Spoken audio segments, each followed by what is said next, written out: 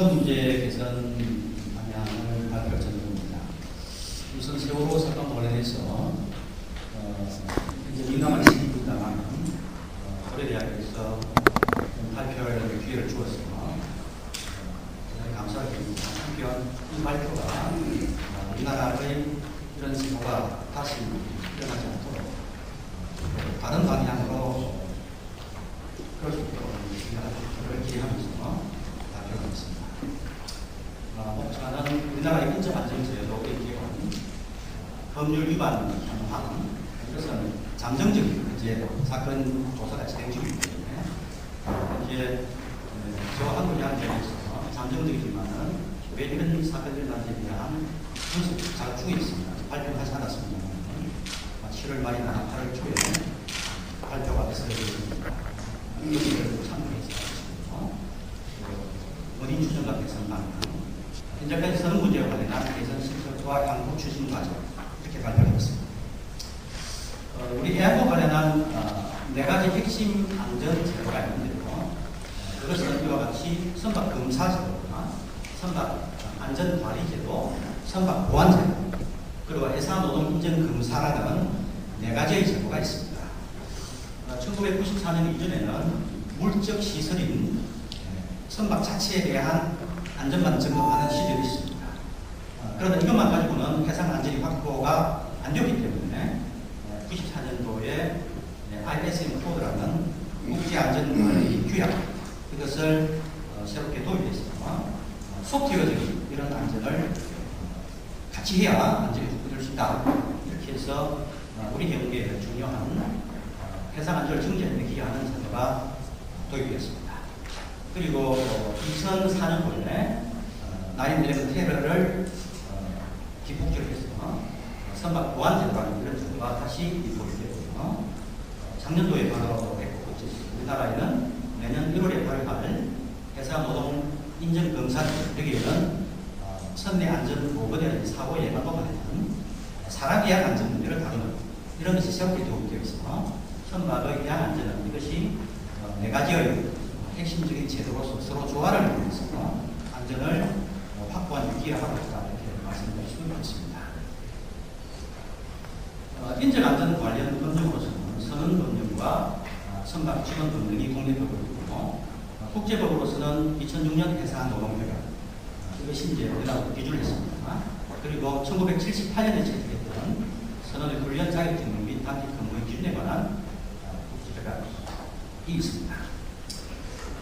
현재 우리가 우리 법제에서 가지고 있는 인적안전 관련 제도를 살펴보면 선언의 교육 제도가 있습니다. 그리고 자격 증명 제도로서 해기사 시험과 면허 제도, 그리고 특정 선박의 자격 제도, 여객선에 승무하는 선언에 대해서는 특정 선박을 돌아서 부가적인 교육을 요구하고 있습니다. 그리고 승무 정원 제도, 그리고 당직 제도, 선원들이 당직을 어떻게 배치하고 당직 근무의 기준, 이것을 정하는 제도, 그리고 해상노동 인정 검사 제도, 이것이 인적 안전과 관련한 제도라고 할 수 있습니다. 먼저 선언 교육 제도를 보면 승선 전에 선원은 일정한 의무 교육을 받아야 선박에 승무할 수 있도록 되어 있습니다. 이것은 타 분야에서는 의무적으로 교육을 반드시 받아야 어떤 업계에 진출할 수 있는 제도를 가지고 있지 않습니다.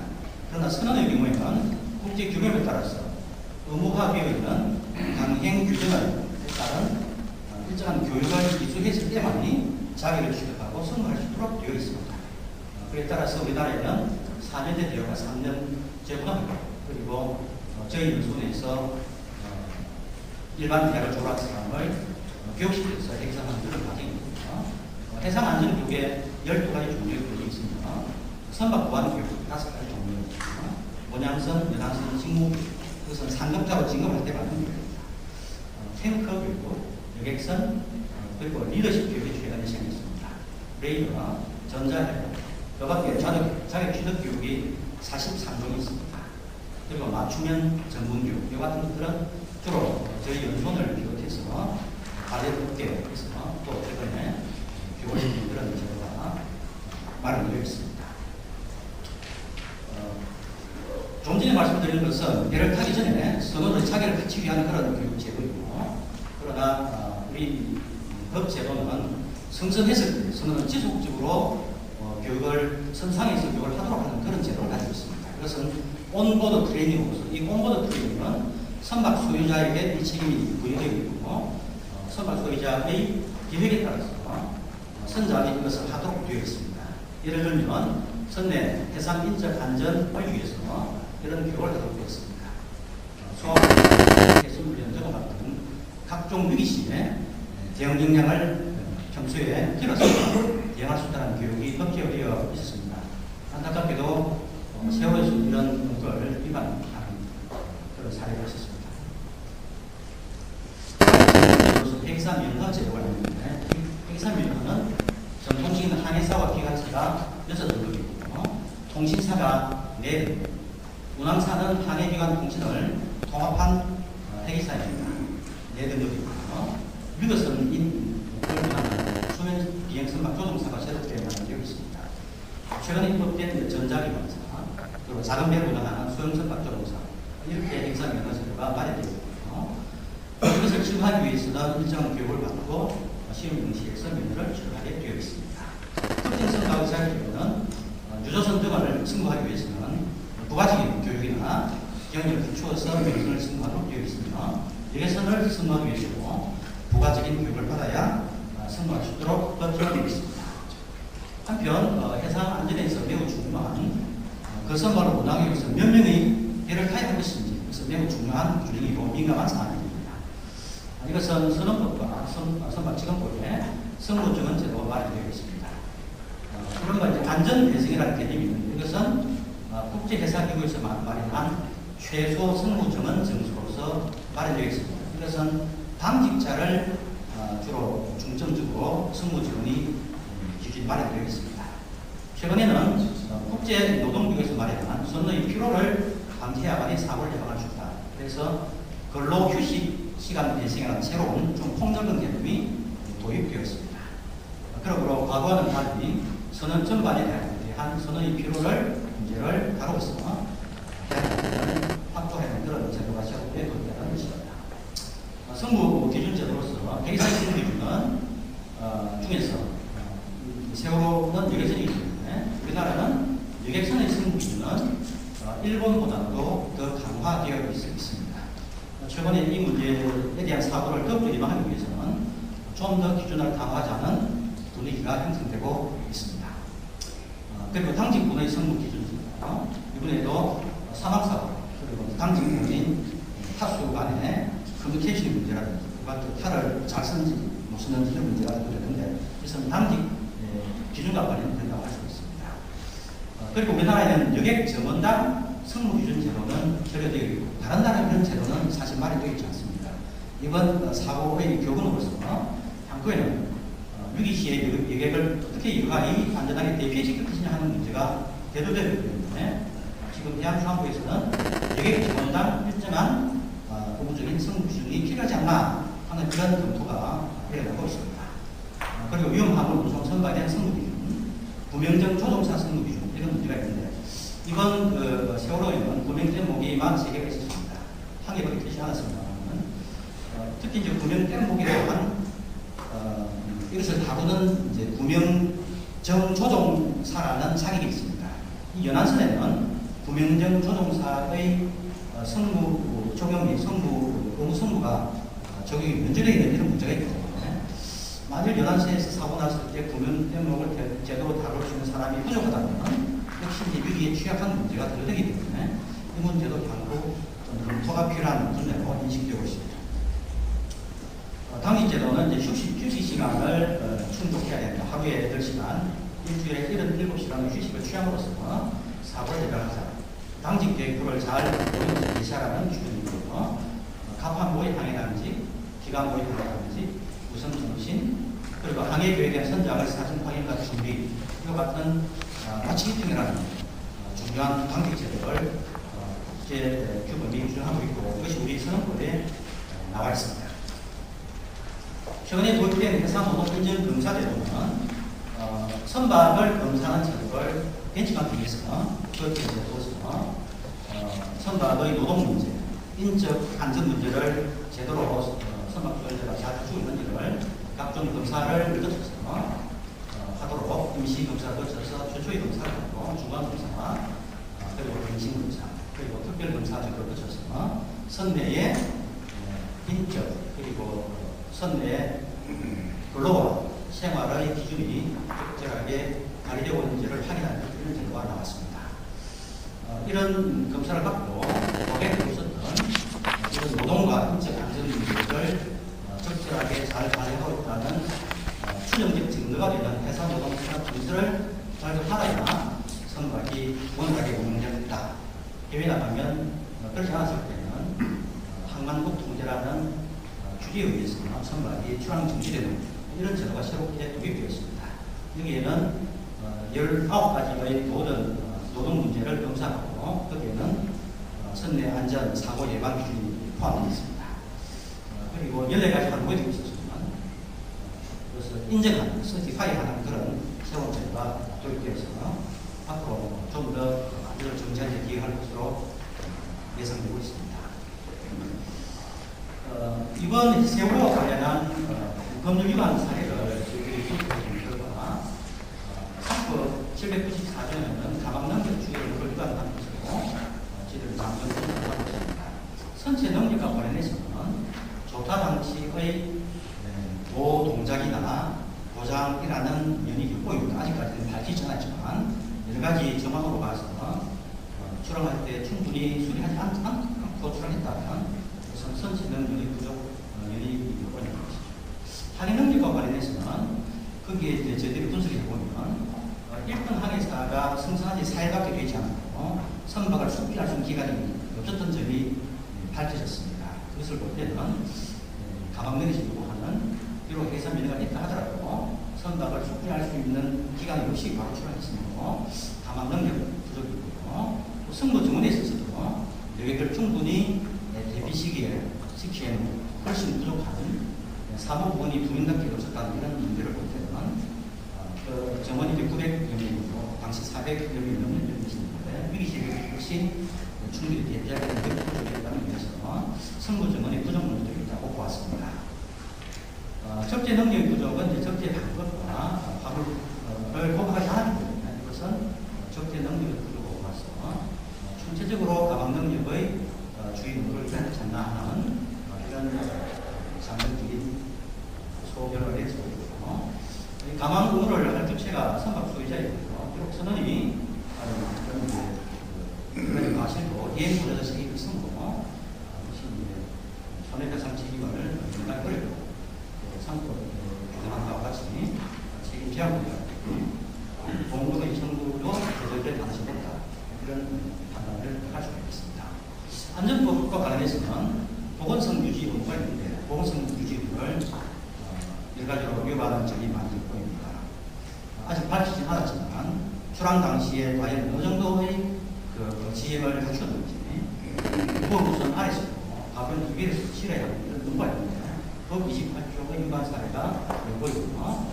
선장들의 이야기를 들어보면 입에는 상당히 위험했습니다. 심지어는 나는 입에 탔다가는 죽을 것 같아서 입에를 기피했다 이런 말을 하고 있습니다. 그래서 선장들은 분명히 선주에게 입에는 문제가 많다는 여러 가지 전문적인 판단을 했고 건의를 했을 것으로 추정이 됩니다.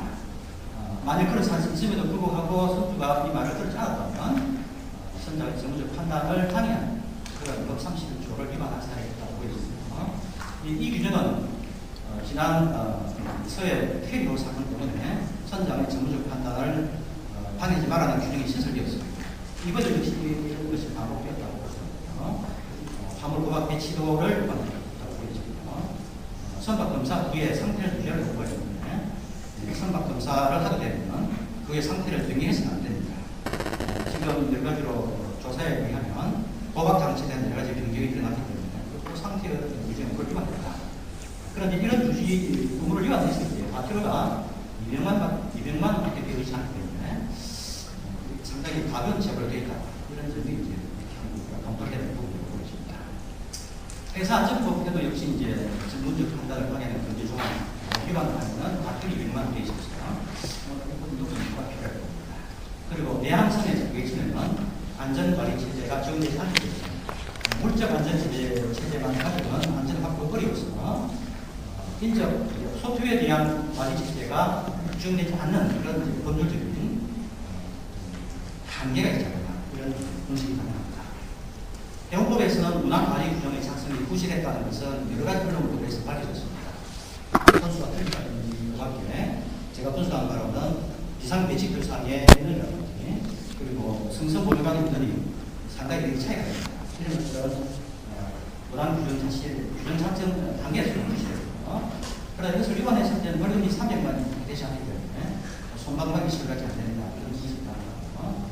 문항관리 규정을 위반했을 때는 아무런 처벌 규정이 없습니다. 문항관리 규정의 핵심적인 사실 소프트웨어적인 규정이 다 들어있는데 이것이 사실 이런 여러 가지 위반도 불구하고 처벌 규정이 전혀 마련되지 않다. 이런 것이 문제라고 할 수 있습니다. 선언법에는 이제 선장의 여러 가지 문구가 있습니다. 출항전 검사의 이것은 다방 능력을 검사를 보는다. 이거 위반하면 벌금 500만 원. 직접 지휘를 이번에 선장이 부족하는 문제 때문에 많이 있거든요. 제가 분석한 바로는 직접 지휘 의무 위반 등수로 판단했습니다. 비상배치법 및 훈련 의무가 있었는데 그것도 위반입니다. 인면 부족 의무를 위반했을 때는 문제는 예측됩니다. 이 의무를 위반했습니다. 그리고 선박 소유자는 아울러서 선박의 안전 운항을 위해서 여러 가지 선내에서 안전 훈련 제도를 만들어서 선장을 주고 이것을 시행하는지를 확인하는 의무가 있는데 이걸 위반하면 과태료 200만 원 부과되고 있습니다. 그리고 선언이 입건되었을 때 적절하게 해소 준비할 수 있는 기간이나 숙지할 수 있는 기간 주도돼 있는 이런 기간을 현황에서 주의되지 않았다. 그리고 비상배치상의 인원과 성성동의 인원 간에 4명 정도의 차이가 있다. 이런 것은 상당히 큰 문제라고 볼 수 있습니다. 저희들이 나름대로 잠정기로 분석하는 것을 보면 이번에 가망능력을 발휘하는 적재 능력 부족에 있었습니다.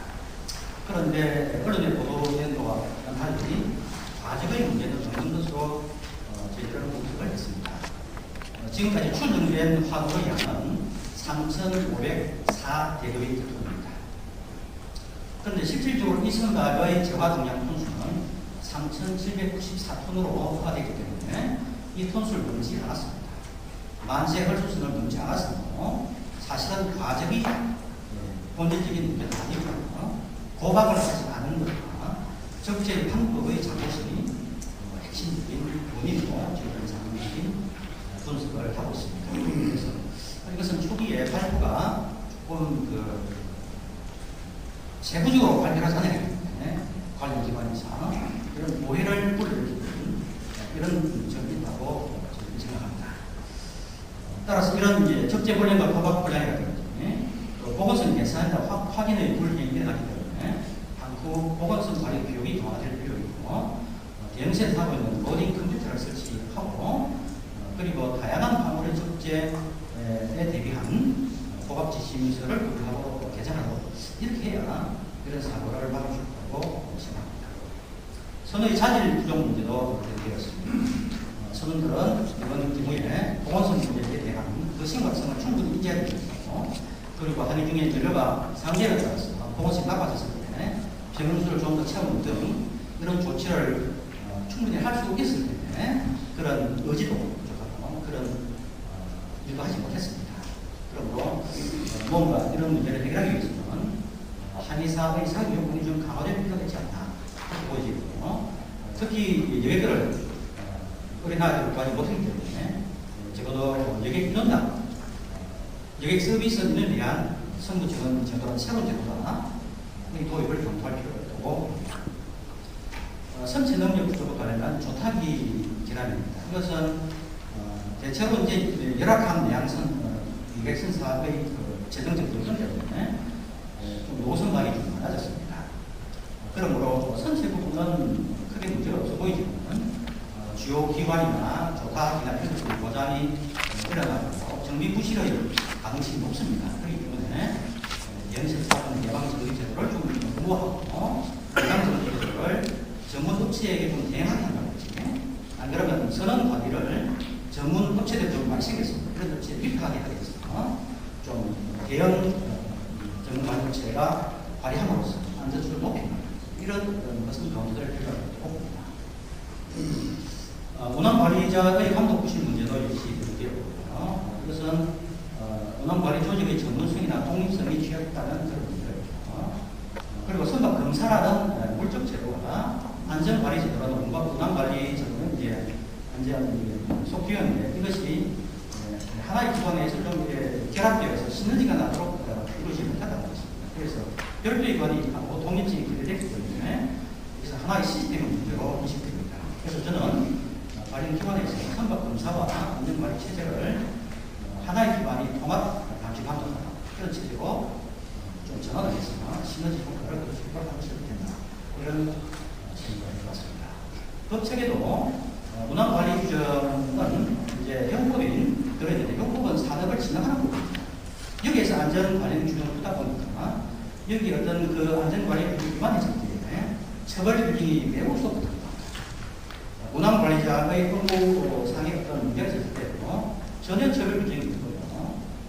또 이 공무원의 어떤 업무를 수행함에도 불구하고 사실상 공무원 노제 규정도 결정되어 있는 여러 가지 시스템이 있습니다. 이런 문제들은 법체계적인 문제로 인식이 되어서 역시 말씀드리겠고요.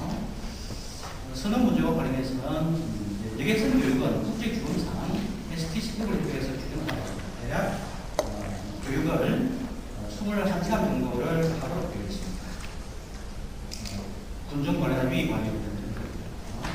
이것은 저희 연수원에서 하고 있는데 현재 국제 규정보다 약간 적은 시간을 교육하고 있습니다. 현재 저희들은 최근에 선원들의 책임성 문제 때문에 부친인식에 대한 교육과 그리고 책임성이나 화물 도박 또 세월의 사고 사고에 대한 어떤 시사점 이런 것을 선원들이 교육하기 시작을 했습니다. 단기적으로 그런 개선을 했고요. 향후에는 그리고 전국 연안 유객 선주를 대상으로 순회 교육을 실시해서 경각심을 굴려주는 이런 교육을 건설 중에 논리식에 마무리를 했습니다. 향후 추진까지는 여러 가지 요건에 따라서 유객선 교육기간을 하루이틀 하는 것을 2배 정도로 교육을 하기 위해서 이것은 시행규칙 개정이 필요합니다. 시행규칙 개정에서 하고 이제 정부가 협의 중이고 정부는 이것을 동의를 하고 있습니다. 그래서 향후에는 위기시에 대응 능력을 높이기 위해서 이런 교육을 좀 맞춤을 개발해서 유객선 선생님에게 교육을 할 예정입니다. 선언의 책임성이 매우 유효했다기 때문에 선언의 상부제의 지식을 강화하기 위해서 동영상을 제작해서 모든 선언을 대상으로 하려고 합니다. 그리고 향후 이제 회계선의 리더십 교육을 강화해서 위기시의 관리 능력을 높자 이것은 선교 자원 관리와 기관실 자원 관리 교육을 개편하고 훌륭한 동영상 기술을 만들어서 하기 위해서 지금 이제 준비 중에 있습니다. 이것은 지금 우리 선생님들에게 보여준 8분짜리 동영상입니다. 시간 관계상 그 내용만 나중에는 그렇게 한데 잠깐 보여드리겠습니다. 성선선 안전교육에 있어서는 해상 안전교육 강화 교육에 대해서 하려고 하고 실습 전문을 현재 가벼운 문제가 있기 때문에 모든 선원들이 직접 위기에 실제로 실행될 수 있도록 직접 해보는 이런 교육으로 하기 위해서 시설도 확충하고 경우도 좀 더 확충하고 그리고 안전지역도 지속적으로 현재 면제 제도가 있는데 그것을 폐지하고 지속적으로 선원들이 안전 문제는 훈련될 수 있도록 위기수에 적극적인 행동을 할 수 있도록 이렇게 법을 개정하는 것입니다. 선상 비상 훈련도 여기서는 최근에 선사 나름대로 작업체를 해서 선에서 안전교육을 시행하고 있고요.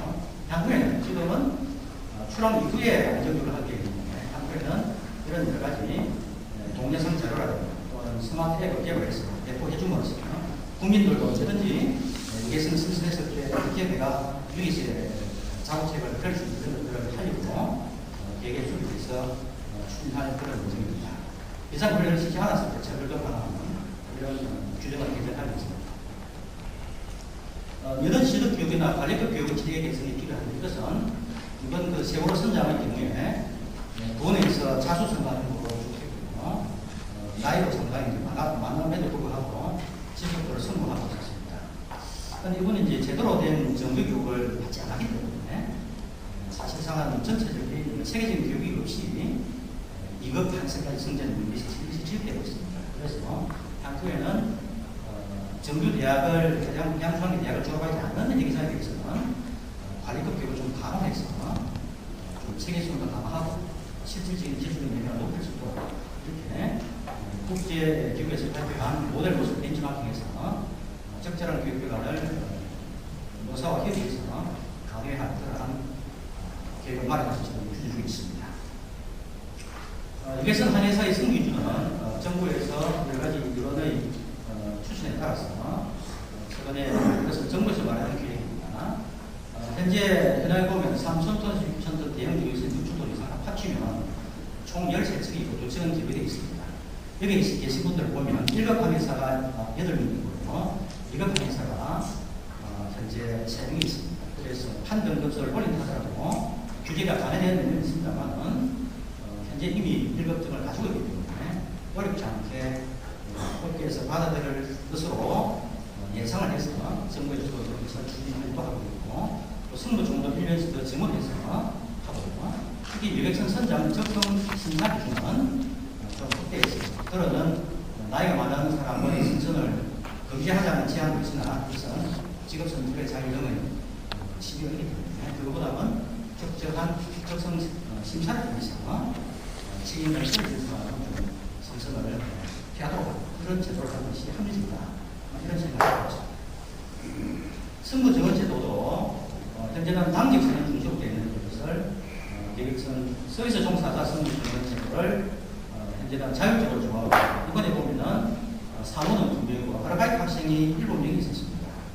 아르바이트 학생은 사실 이 사람이 선언이 아니라 시도했습니다만 사실 업계에서는 선도 보지 않고 전혀 아무런 자격이 없이 난 사람을 들었습니다. 그 중에서도 용감하게 여객을 구하고 안타깝게 사망한 그런 아르바이트 학생도 있고 또 살아난 사람이 있습니다. 이것이 위기 시대에 상당히 취약한 것입니다. 그래서 좀 대선 영향을 높일 수 있도록 제도적 개선이 필요하고요. 금융성 조정사 승리제도도 개편했으면 좋겠습니다. 또 연합선은 현재 미국 휴가 제도가 있는데 예비원 제도가 실적 미만이면 예제되기 때문에 이것은 선들은 10년 동안 전혀 휴가 없이 지속적으로 생산하는 이런 선들이 있고요. 젊은 사람들이 이런 낮은 임금과 승무 요건이 상대적으로 유리하기 때문에 연합선에 승무하지 않으면 부산을 가지 않습니다. 이것도 상당히 큰 문제다. 그래서 정부에서는 예비원제를 면제하는 제도를 폐지해서 연합 객선에도 저런 사람이 휴가를 갈 수 있어야 갈 수 없다. 폐지하려는 그런 생각을 하고 있는 거거든요. 실제로 이걸 강화하기 위해서는 뭔가 예를 들면 연수학이나 공공기관인 복지용센터에서 선언일의 풀을 만들어서 휴가를 강화하도록 이런 제도를 검토하자. 그래서 제가 그동안에 오랫동안 추진했던 것이 이번에 직업적으로 검토를 해서 임시로 도입하는 생각하고 있습니다. 연합선이 상당히 고려되어 있습니다. 지금 2012년 말 현재 50세 이상의 예약선이 76.3%. 머지않아서 평균 연령이 60세에 육박하게 되어 있습니다. 그래서 예양선은 경로당이 되었다. 이런 얘기가 지금 하고 있습니다. 그래서 이것이 큰 문제이기 때문에 이런 문제를 근본적으로 해결할 지금 현재로서는 은퇴한 사람을 계속 촉탁 계약직으로 성선시켜서 하고 있는데 이것이 위촉직이다 보니까 이번 세월 선장의 경우에도 그 지위 통제권이 잘 미치지 않는 이런 풍토도 형성되고 이런 상당히 구조적인 문제도 있기 때문에 이런 그 연한 여객선에도 젊은 사람이 할 수 있도록 이런 검토하는 성선 근무 연계 배정도 추가하고 사단법 예금에 연한 여객선 대개사의 통제를 좀 보완할 필요가 있다. 그 다음에 저희 연수원 우리가 보완에 있습니다만 사실상 제도로 진출하지 않고 있었습니다. 그래서 뭔가 가족을 좀 선발해서 연한적인 천사의 가족을 이런 새로운 발상의 전환이 필요하지 않나. 이걸 어떤 하기 위해서는 병력의 시스템을 필요합니다. 선장의 공부도 많이 강화된다는 여론이 뜨거웠습니다. 그래서 출항전 검사를 강화하라는 의원이 되어 있고요. 그러나 이것은 원래 출항전 검사이고는 강압 능력 공부이기 때문에 선박 소비자의 의무입니다. 그래서 근로자인 선장은 검사를 하고 불가망의 사실이 있으면 선적에 보고할 의무를 받아야 되거든요. 그걸 받으면 선조는 그것을 시정을 해야 됩니다. 그래서 선조의 불가망상 시정 조치를 부과하고 그것을 위반해서 대처를 도입해야 실질적인 안전이 확보될 수 있습니다. 사람을 구하지 않고 그냥 먼저 떠난 선원들이 있으면 안 되겠습니다. 그래서 이런 이선 민주조항도 도입하고 특히 이제 이 문제는 선원들에게도 중동된 필요가 있습니다. 이런 제도는 도입하는 것이 바람직하고 이 문제는 우리 선언사에서 것을 받아들일 기본 자세가 되어 있습니다. 선장의 직접주의 요구도 좀 강화하고 고쳐야 될 필요가 있고 지금은 직접주의할 곳의 구체적 판단을 선장에 맡겨져 있는데 이것이 상당히 시비가 될 수가 있습니다. 사실 그래서 구체로 정하는 것은 쉽지 않습니다. 그러나 여러 가지 여론을 받아들여서 해양수산부에서는 좀 구체적으로 정하기 위한 작업을 진행 중에 있습니다. 여액전 인력사고 유발에 대한 처벌을 강화하자는 그런 많은 의원입법이 제한되어 있고 해양수산부에서는 이것이 좀 지나친 면이 있어서 좀 적절하게 조정해야 될 필요가 있다는 의견을 제시하고 있습니다. 우선 국회에서는 해상 면허를 당장 취소하라 해서 현재 법제는 이 경우에 직접 취소할 수 있는 적이 없습니다. 그래서 이것은 취소할 필요가 있어서 받아들였고요.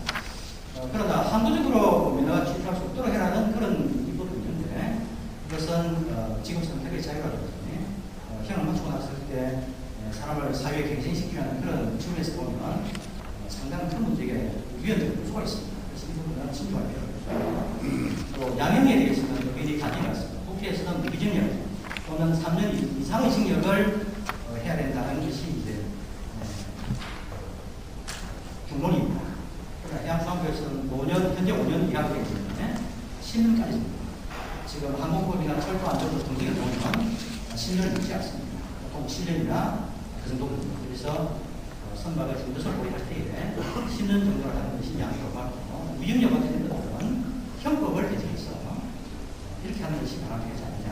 특히 이제 선언법은 선언의 노동보호법이기 때문에 노동보호법에서 같은 무징역 같은 것을 도입하는 것은 신정할 필요가 있다는 이런 말씀을 드리고 싶습니다.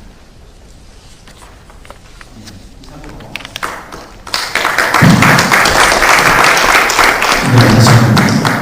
강의해 주신 전용 교수께 큰 박수를 부탁드리겠습니다.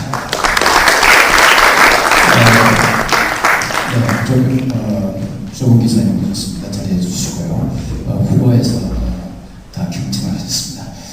우리 발표자께서는 선언 교육을 포함해서 또 인적 교육 제도 또 관련한 법규를 소개하셨고 또 사고 운유에 대한 본인만의 판단으로 지금까지 회자되는 과적의 문제는 소위 고각의 문제라든가 적재 물량에 상당히 무게를 주셨습니다. 대체로서는 선박 검사와 문안관리자가 하나의 기관으로 통합해야 더 효율적인 진행을 할 수 있다. 또 선언의 교육이나 훈련을 강화하고 또 책임의식을 또 강화해야 된다. 마지막으로는 또 선언의 열악한 근무 환경을 개선해야 되겠고 이를 위해서는 또 선언의 프로젝트가 필요하겠다. 이런 쪽으로 요약이 되겠습니다. 이제 바로 토론으로 들어가겠습니다. 먼저 한길련 선생님께서 토론을 해주시기 바랍니다.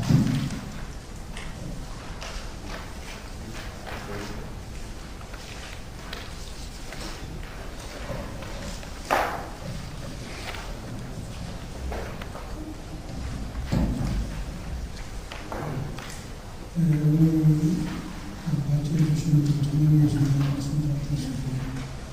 저는 세월호와 어린 동안 사비 선박을 직접 운영을 좀 하고 있는 사업자 한 사람으로서 세월호 사고에 대해서는 같은 운영자로서 생각하는 게 없습니다. 그런데 지금 전용 교수님께서 발제를 해주시는데 저희는 세월호 사고와 관련해서 회사 차원에서 지난 6월 6일 저희 해운수산부에서 여객선 사업자 59개로 전화하면서 차관 주제에 회의가 한번 있었습니다. 그 회의가 끝난 이후에 각 선사들로 회의에 대한 세월 사업 관련해서 건의를 수령을 했습니다. 그래서 저희가 저희 회사 차원에서는 저희 개인 모임을 이 세월호 사고는 가장 큰 요인이 경영자가 선원들의 자질 문제로 인해서 발생이 됐다고 저희가 생각하고 있습니다. 네, 경영자는 첫째 안전관계를 별로 중시 하지 않고 말 그대로 경영을 하라고 해요. 수입에 의존을 해야 되고 선원들은 제가 극단적인 표현을 쓰자면 국내연합유선의 대형선의 선원들이 사실은 국가인대임이라는 자질이 많이 떨어집니다. 네, 그 일이에요. 네, 저희가 운영하고 있는 항공모델 선박의 회사들 구성을 잠깐 말씀드리겠습니다. 네, 저희는 부산제주 카트리트 쪽을 1977년부터 운영을 하다가 여기 참석하시는 여러분들께서 아시겠지만 2011년 9월 6일 날 현대설공업 화재 사고가 있면서 2012년 5월 31일자로 저희는 부산제주 카트리 사업에서는 손을 뗐습니다. 그리고 지금 현재는 목포에서 국선을 경유해서 홍도를 방문하는 초계선수 4척을 나왔습니다. 근데 과거에 우리가 운영했던 카트리선의 회기사 구성과 지금 운영하고 있는 계속적인 회기사들 구성을 보면 아까 정용 교수님께서도 지적하신 대로 카트리 선박의 첫째 연형을 보면 18명 중에 16명이 50대, 60대로 구성이 되어 있습니다. 그리고 학력을 보면은 해대 출신이 한 명도 없습니다. 이것은 제가 왜 이런 말씀드리냐면 저희 연합여객선 업계의 현실입니다. 소위에 의해서 자질이 구성이 되고 젊은 선원들을 구하기가 현실적으로 이해가 없습니다. 반면에 저희가 현재 운영하고 있는 목포 국산 홍도의 피속선은 16명인데 해안 지역에 4명씩 16명입니다. 목포 해안대 출신이 5명입니다. 그리고 수거 출신 5명에서 고등학교 졸업이 9명입니다. 인적점이 많이 다릅니다. 그리고 연형을 보면은 우리 현재 운영 피속선의 선원들은 50대 4명, 60대 하면 40대 6명, 30대 6명. 이렇게 인적 구성원이 그 근무 여건이라든가 학력에 따라서 상당히 큽니다. 그래서 사실 그 세월을 보면 회기사들이 임명부터는 안 하고 본인이 탈출을 위해서 어마어마한 참사하고 있는데요. 그래서 저희가 해양수업의 권위를 지금 선원 면장을 받기 위해서 최초의 기초교육을 이수한 이후에는 재교육 제도가 없죠. 네, 안전교육은 재교육제도가 기술적인 교육은 재교육제도가 그래서 저희가 해양수업에다가 공무원으로 경영자의 안전교육이 선원들의 재교육을 권유했습니다. 그것을 어떻게 해양수업에서 검토가 해서 교육제도의 개선을 하시는 것이고 저희가 이게 절대적으로 절감을 하고 있습니다. 그리고 저희가 사회적으로는 세월호 사고 이후에 저희 자체적으로 저희 회사에서 지난 4월 29일, 30일 이틀 동안 선박 현장에서 비상재난 훈련을 했고 5월 27일, 28일에 2차를 했고 내일 제가 또 내려갑니다. 내일 3차를 합니다. 근데 이 사고는 뭐 색깔에 소위 약간 그렇지만 과거에 어떤 저희 라이프에서도 운영되면서 대표적으로 한 개씩 배한척에 터뜨립니다. 이런 문제는 선사 입장에서는 전부 비용으로 지켜야 되거든요. 근데 이제는 이것이 비용이 아니라 투자라는 개념이에요. 그리고 지난 6월 11일 날 목포에서 김영모 교수님이 하신 회계연수원에서 주재한 여객선 종사자 순례기를 여기도 저는 본부가 서울입니다만 제가 직접 나가서 저희 선수들하고 적극적으로 참여합니다. 그리고 지난 6월 24일 날 장흥에서 선수분들은 JHBL이 오렌지 1호에서 대대적으로 비상훈련을 했어요.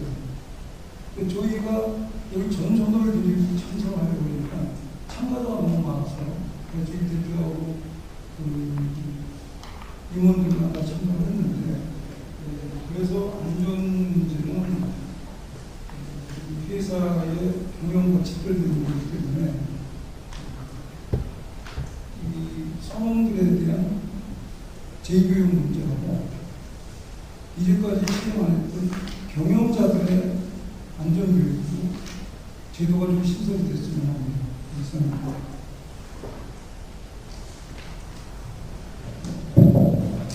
네, 우리는 좋은 감사합니다.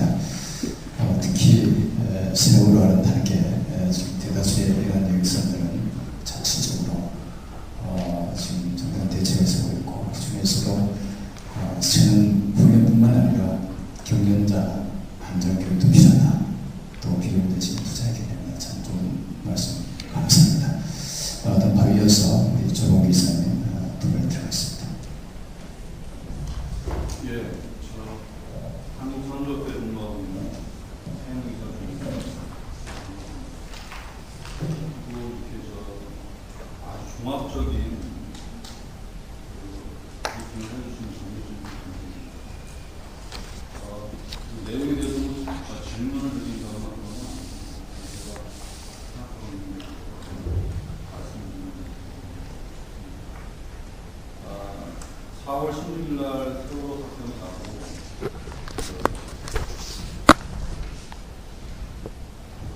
여러 가지 후속으로 되는 일들이 많이 아시네요. 크게는 박 대통령께서 해경을 해체하고 회사 안전처를 신고한다라는 발표도 있었고 네. 여러 가지 이제 크고 작은 조치, 후속 조치들이 계속해서 제한이 되고 심의되고 있습니다. 또 다른 한편에는 왜 이런 사고가 났는지 원인을 규명하기 위한 조사를 해야신 원치가 아주 각계각층에서 여러 가지 다각적인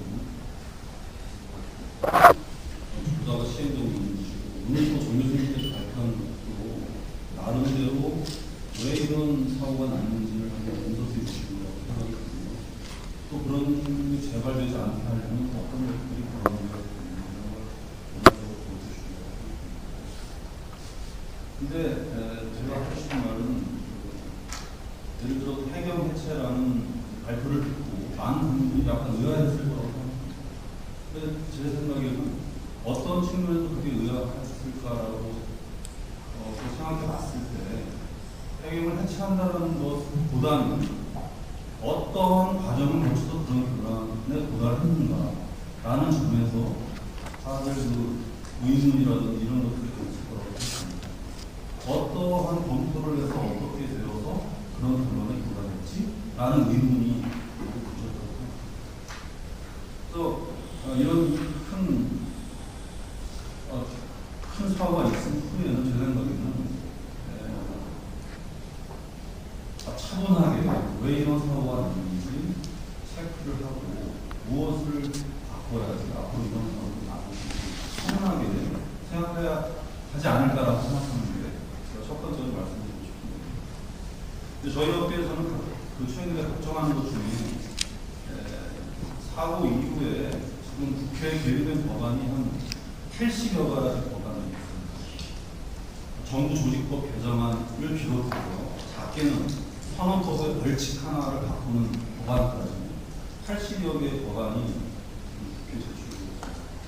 상임위도 열렸고 해서 아마 7월, 8월 중으로 아마 일사천리로 모든 법안들이 발표되지 않을까라고 예상하고 있습니다. 특히 오늘 정 교수님께서 발표하신 것 중에 선언법이랑 선언선과 관련된 법안이 한 40개 정도. 근데 그 선언 부분에 있어서는 많은 한 10서너 가지 이상 또 선거과 관련된 법 중에서 많은 부분이 벌칙을 강화하면은 앞으로 이런 사고가 안 날 것이다라는 결론에 도달했겠죠. 근데 과연 그런 결론에 도달하는 그 과정이 어떻게 되어서 그런 결론에 도달해야 하는가에 대한 의문입니다. 저희는 이제 로펌에다가 자문도 보여드리고 업계 분들이랑 이야기도 여러 가지 무료도 전달하고 또 해법 학회나 학회에도 업계에서 걱정하고 있는 것을 전달하는 과정에 이제 김 교수님께서 이런 일을 오늘 이런 자리에 하면 좋겠다고 초청을 해주셨는데 이미 정 교수님께서 대부분 소개를 해주셨으니까 그건 다 어떤 법안이 발의되어 있는지 다 세세하게 설명드릴 필요는 없을 것 같고요. 이제 제일 특징적인 것은 너무 조급하다는 거죠. 16일날 사고 났는데 법안까지가 21일날 났습니다. 그러면 사고 나고 한 4, 5일 있다가 바로 이런 법안이 나오는 거예요. 4월 20일날 이명수 의원이 발의한 그 법안에는요. 현재 이제 벌칙이 5년 이하로 되어 있지 않습니까? 5년 이하로 되어 있는 것을 10년 이상으로 바꿉니다. 저는 이게 무슨 오타가 난 게 아닌가? 1년 이상을 10년으로 잘못 쳐진 게 아닌가? 라는 생각이 들 정도로 그러니까 상식선에서 5년 이하라는 것은 아무리 그 죄가 크더라도 5년 이상은 벌하지 않는다라는 의미를 담고 있지 않습니까? 근데 거꾸로 아무리 그 죄가 적다 하더라도 최소한 10년 이상의 형을 받아야 된다는 거 아니겠습니까? 이거는 좀 어떤 그 상황 파악이라든지 이런 것들을 다 감안하지 않고 너무 조급증에 앞서서 보완을 가져가는 것이 아닌가 이런 걱정이 앞섭니다. 이제 그 밖에도 여러 의원님들이 각기 다른 어떤 의원들은 무기징역 10년 이상, 5년에서 10년 여러 가지 이제 제안을 해주셨는데 물론 농해수위 이제 보관심사 소위원회가 구성이 되면 아마 다음 중도청이나 아마 1차 토의가 되고 이렇게 토의가 진행되어 나가겠습니다. 여기 오늘 이 자리에 오신 분들 중에서도 학회나 법조계에 계신 분들 이런 분들이 소리는 분들이 좀 아니다 싶은 것도 좀 지적해 주셨으면 하는 게 제 바람입니다. 예를 들어서 특가법에서도 보직을 한 경우에 5년 이상 징역 이렇게 되어 있고 또 항공기에서 기장이 항공기를 유탈했을 때도 5년 정도 되어 있는 점. 그 다음에 선장이랑 선원을 같은 형량의 처벌을 하는 점 이런 것들이 좀 모순되지 않나 하는 생각이 듭니다. 합리적인 처벌을 상향시켜야 될 필요가 있다는 것까지는 이해한다 하더라도 합리적인 선에서 상향되었으면 하는 게 필요하다. 정 교수님이 발표해 주신 내용 중에 고령화 문제, 사람들이 공로당이다라는 이야기가 나올 정도로 고령화와 밀접하게 연결되어 있는데 이러한 무분별하게 벌칙 규정을 강화하는 것이 선원 직업을 더 기피하게 만들고 젊은 사람, 특히 젊은 사람들이 바다를 더 벌리고 이런 악순환의 첫 단추가 되지는 않을까 생각합니다. 그 다음에 이제 말씀, 이런 자리에 쓴 김에 몇 가지 말씀드리는데 제 나름대로 생각하는 것들을 말씀드립니다. 너무 우리가 거대 담론에 이렇게 또 국가 개조라든지 큰 그림에 이런 것들에 좀 매몰되어 있는 것이 아닌가라는 생각이 들면서 저는 개인적으로 이런 생각들을 했습니다. 저도 배를 한 10년 이상 탔거든요. 배를 탔을 때 이제 생각을 하면서 이 세월호 사건을 보면서 느낀 점을 한 가지 말씀드리면,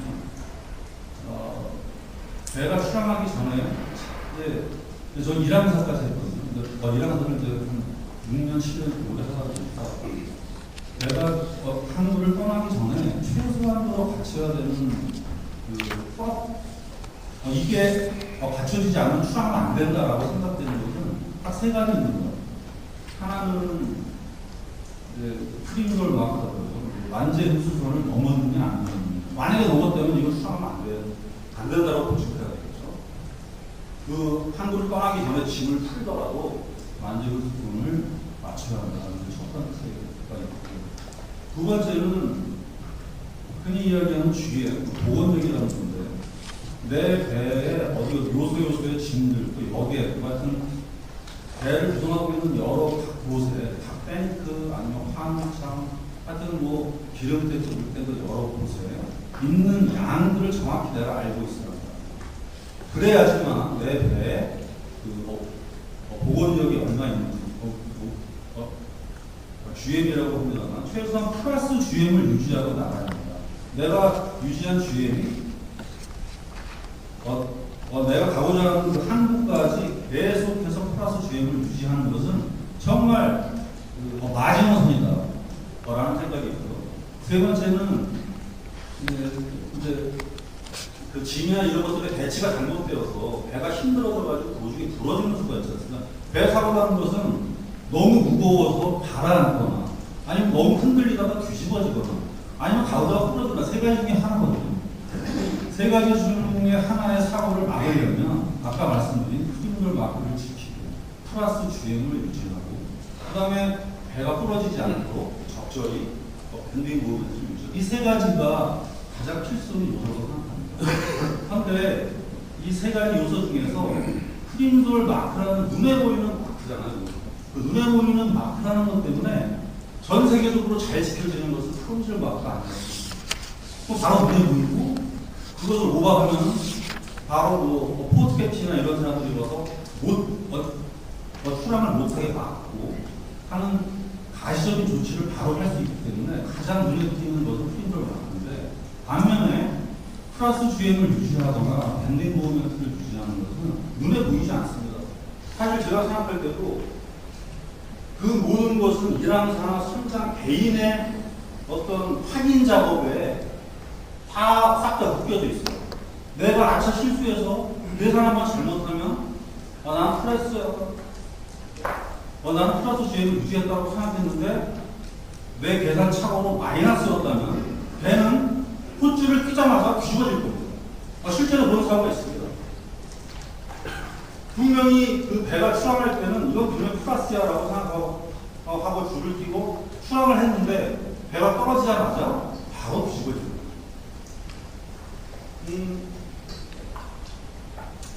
그래서 최소한 그 본선에 있는 사람이 배가 출항하기 전에 나는 플러스 GM이 확실하다는 확신을 가질 수 있도록 사소한 것들을 좀 만들어줘야 될 거예요. 예를 들어서 그 세월호 같은 이제 텔레비에 나오는 거 보면 차가 이제 배로만 올라가지 않습니까?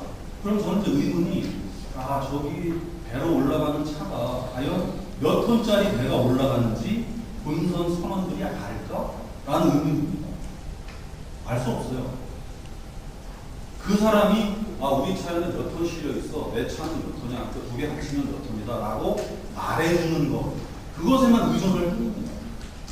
그래서 근데 그게 그 차량 기사가 실수를 할 수 있는 거고, 여러 가지 요소에서 실수가 있고 잘못된 입력이 있을 수 있으니까 그런 것들을 확실하게 할 수 있는 그런 방책이 사소한 거지만 매우 중요하다고 생각합니다. 그래서 앞으로는 본선에서 그런 걸 확인할 수 있도록 배에 실리는 화물들의 정확한 무게를 반드시 알려줘야 됩니다. 이건 외항상품도 마찬가지라고 합니다. 반드시 그런 것을 정확히 알려줘서 본선에서 확인할 수 있도록 하는 제도가 꼭 필요하다고 합니다. 또 한 가지는 이제 외항이랑 비교해 봤을 때 외항 선들의 문제점은 이제 외항에서 안전을 확보한 여러 가지 조치들이 많이 있습니다만 그 중에서 제가 생각할 때, 제가 평가할 때 가장 발목할 만한 조치라는 것은 포트 스테이트 컨트롤이라고 생각해요. 왜냐하면 포트 스테이트 컨트롤이라는 것은 전혀 이해관계가 없는 제3자거든요. 아무런 관계가 없는 제3자가 자기 항만의 환경이라든지 자기 항만을 위해서 자기 항구에 들어오는 배들을 체크하는 거랍니다. 근데 외항에는 그런 게 있을 수가 없지 않습니까? 우리나라 항간에 왔다 갔다 하는 것이기 때문에 포트 스테이트 컨트롤에 해당되는 무엇인가가 외항에는 없는 거예요. 그래서 저는 이게 뭐 실현 가능한 건지 어떤 건지 모르겠습니다만 자 그럼 우리 외항의 환경에서의 PSC에 해당되는 것은 무엇일까라고 생각했을 때 그 여객선이 사고 났으니 여객 같은 경우에는 여객선이라는 것은 운송 서비스를 구매하는 소비자, 말하면 소비자 아니겠습니까? 서비스를 소비하는 사람이니까 소비자 단체를 대표한, 소비자를 대표하는 소비자 단체에서 제3자적인 입장에서 이 배가 과연 아까 말한 그 세 가지를 확보하고 떠나는지를 확인하는 것이 어떻게 보면 제일 바람직하지 않을까 하는 생각이 이게 좀 실현이 될 수 있을지 모르겠습니다. 그런 생각이 들더라고요. 그래서 여객의 입장에서 그 여객이 이런 세 가지 크리티컬한 포인트가 있다는 것을 알면은 그 여객이 배를 타면서 이 배는 위험한데 라고 판단할 수 있을 거 아닙니까? 근데 여객이 그렇게 판단할 수 없으니까 그거를 소비하는 소비자인 여객을 대표하는 어떤 기관이 그것을 매번 확인하고 출항할 수 있도록 출항을 허가해주는 그런 제도를 만들었으면 어떻겠나 하는 생각이 듭니다. 시간이 많이 됐습니다. 뭐 이상으로 마치겠습니다. 감사합니다. 승진활동에서 결국 다툼하는 중으로 감사합니다. 특히 우리 모두가 걱정하는 것이 세월호 사건 이후로 나왔던 모든 많은 법안들 잘 좀 이루어졌으면 좋겠습니다. 예고드린 대로 시간과 물리 관계로 후보에는 일단 있고요. 지금부터는 유재민 국회 법제관님으로부터 국회 입법제 사용에서 자각 듣도록 하겠습니다. 부탁드립니다.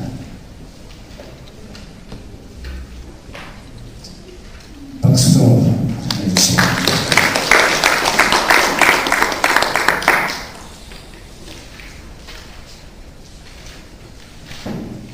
네, 안녕하십니까. 국회 법제실의 유진인 소리하려고 합니다. 아까 발표 하신 분이나 토론하신 분들께서 이제 걱정이 많으신 것 같은데요. 국회에서 이제 국회의원들이 이런 정말 국가적인 큰 사건이 발생하게 되면 국회의원이 이제 300명 정도 되는데 각자 이제 개별적으로 법률을 제출할 수 있는 권한들이 있기 때문에 그분들께서 이제 각자 생각하시는 방향으로 이제 이런 입법을 이제 하게 됩니다. 그래서 그렇게 이제 법안을 발의를 하게 되는데 그냥 개별적으로 이제 10인 이상의 동의만 얻으면 이렇게 국회의원들은 다 발의를 할 수 있기 때문에 국회의원들이 이제 개별적으로 그냥 이제 자기들이 생각한 것 그대로 법안을 만들어서 10인 이상의 동의를 받아서 이렇게 법안을 발의하는 경우도 있고 그리고 또 이제 조금 뭐랄까 체계적으로 발의를 하고 싶어 하는 그런 분들 같은 경우에는 저희 국회 법제실에 이제 자기네들이 이제 이런 식으로 법안을 좀 의뢰를 만들고 싶은데 어떤 식으로 하면 좋을지 좀 의견을 묻는 경우들이 많이 있습니다. 그래서 저희 국회 법제실에서 이제 그런 의뢰들이 들어오면 그거에 대해서 이런 방향으로 좀 했으면 좋겠다는 쪽으로 이제 만들어 드리거나 아니면 조금 이제 저희가 생각하기 말이 안 된다는 게 있으면 이거는 이러이러한 문제점들이 있기 때문에 좀 발의하시는 게 좀 힘들겠다 뭐 그런 식으로 이제 저희들이 의견을 제시해드리고 그렇게 해서 이제 그런 의견들이 추합된 그 법안이 이제 발의하게 되면 지금 이제 많은 뭐 몇십 건 이상 되는 이제 법안이 발의돼서 좀 걱정이 많으시겠지만 뭐 그 법률들이 그대로 다 통과되진 않고요. 이제 그 해당 상임위원회인 그 농림축산식품해양수산위원회 거기 이제 법안 심사소위나 이제 그런 쪽에서의 그런 스터디 그 논의 과정을 통해서 그러니까 한 대부분 이렇게 큰 사건에서 법안이 많이 들어오게 되면 그런 법안들을 다 이제 하나로 취합을 해서 선박안전법의 법안이 10개가 들어왔다 그러면 그런 10개의 법안들을 이제 다 이렇게 취합을 하고 그 말이 안 되는 건 좀 빼고 이렇게 해서 그 논의 과정을 거쳐서 이제 그 선박안전법에 대한 그 농림축산식품위원회의 그 위원회 대안이라고 해서 그 법안을 이제 따로 이제 그 위원장 명의로 법안을 발의하게 됩니다. 그래서 그 법안이 이제 법제사법위원회를 거치고 그리고 위에 그 본회의를 거쳐서 이제 최종적으로 법안을 완성하게 되는데 그 국회는 지금 그 상임위 중심주의를 채택하고 있기 때문에 그 법안이 그 본회의에서 그 고쳐질 일은 거의 없는 상황이고 그 위원회에서 이제 거의 결정하면 뭐큰 문제가 없는 한 그대로 이제 통과가 되는 이제 많은 그러니까 현재 그 국회의 상황이어서 그 아마 이제 의견들이 있으시거나 뭐 이렇게 좀 하실 경우에는 그런 농림해양위원회의 뭐 공청회라든가 이런 선박안전법이나 뭐 이런 지금 세월호 사건 같은 경우에는 워낙 그 심각 그러니까 중차대한 그런 법률이기 때문에 이쪽에서 이제 공청회나 이런 것들 많이 개최할 겁니다. 그래서 그런 쪽에 아니면 그런 농림해양수산위원회 이제 그런 분한테 이제 의견을 제시하셔가지고 그쪽에서 이제 그 바람직한 방향으로 이렇게 개정이 될 수 있도록 하는 게 이제 바람직할 거고요. 그리고 혹시라도 그렇게 됐는데 좀 그래도 문제가 있는 경우에는 법제사법위원회에서 이거 너무 이제 방금 말씀하신 거 이렇게 그 형벌 조항이라든지 이런 게 다른 법률에 비해서 너무 과도하다 이런 이제 그런 법제사법위원회에서 그 이거는 이제 법률 체계상 너무 과도하기 때문에 좀 바꿀 필요가 있다 그렇게 또 한 번 더 보는 정치가 있기 때문에 너무 크게 그런 생각을 안 하셨으면